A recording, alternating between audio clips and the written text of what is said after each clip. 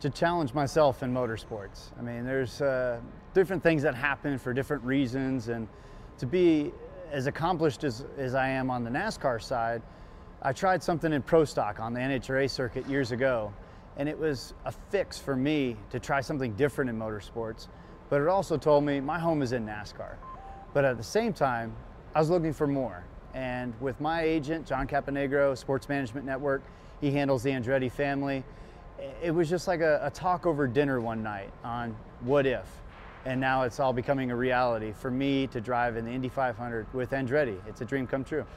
Well, you were here last year. Obviously, I haven't talked to you at the Speedway and getting into IndyCar. That was the whole kid in the candy store moment of experiencing an open wheel car at 220 miles an hour, and settling it at Indy.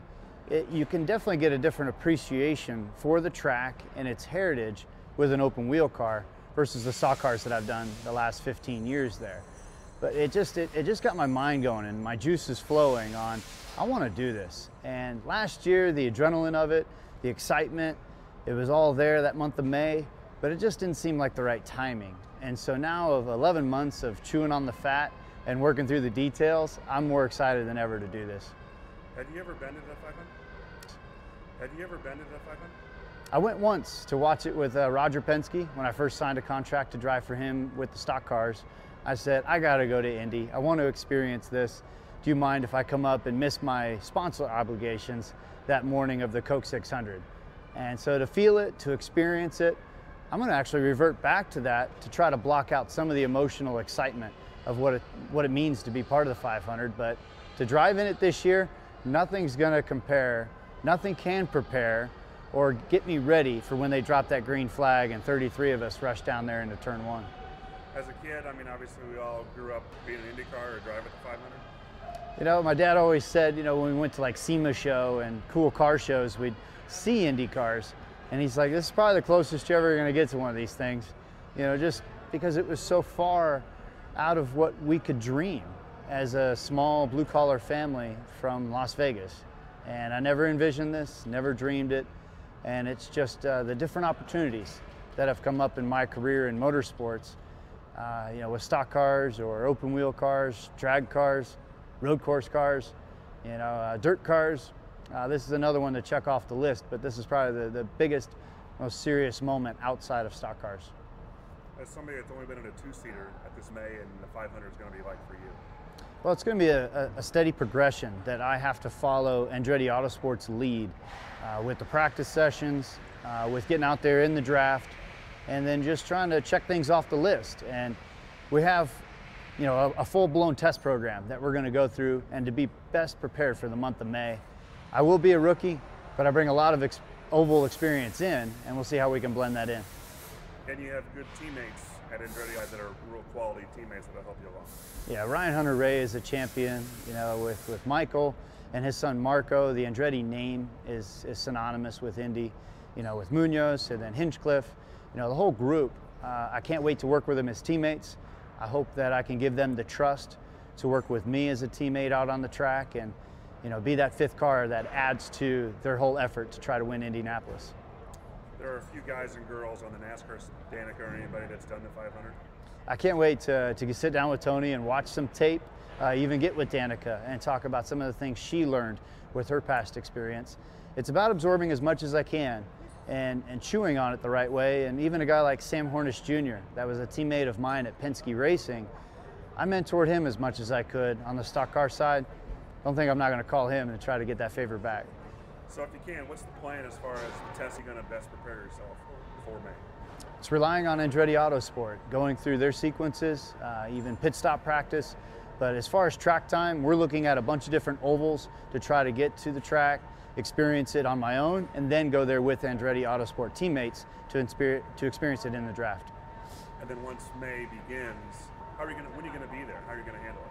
Well, I like the way Indianapolis is spread out. There's a good 5 days where it's just Indy activity. And then when we get close to All-Star Weekend, and then again Memorial Day weekend, there's a couple conflicts. Those are the times that we're going to have to manage it the right way with all team personnel. And we've gone through it with a coarse comb. Now we got to go through it with a fine-tooth comb. Once you get to race day and the helicopter, long day for you. You ready for that? Yeah, I want to pop quiz all of them to learn as much as I can from them, to just be able to anticipate what's next and have things checked off your list so that you're as mentally prepared for what my real job is, which is the Coke 600. And I just got to thank Stewart Haas Racing for giving me the chance to fulfill this dream, to challenge myself in motorsports, and to do something very special in this day and age.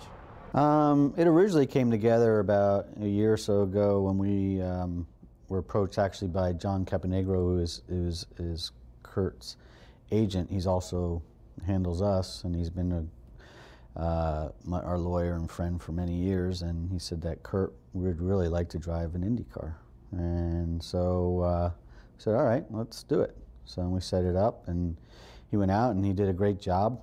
He was right up to speed, and he came out with a lot of excitement. And it's like, man, we should talk about seeing if we can do the double. And last year we couldn't do it because the people he was driving for last year was not going to allow him to do it. And when he did his new deal with Haas, he made sure he put a clause in there to say that he wanted to do Indianapolis 500.